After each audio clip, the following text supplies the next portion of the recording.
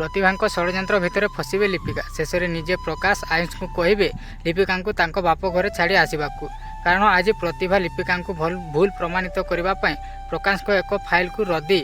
Paper भितर रखिथे आउ से पेपर नेबा पेपर वाला आसीबो तो प्रतिभा जो रद्दी पेपर फाइल को लुचाई रखिथे से पेपर को दे देवा लिपिका को कहे लिपिका मध्य से रद्दी पेपर सब आनी दे पेपर वाला को देवे। प्रकाश लिपिका को बहुत रागी की कहे कि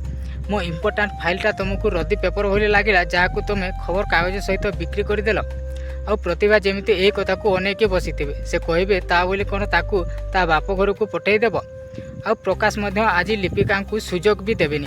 आ से कहे तुम्हें तुम लगेज पैक कर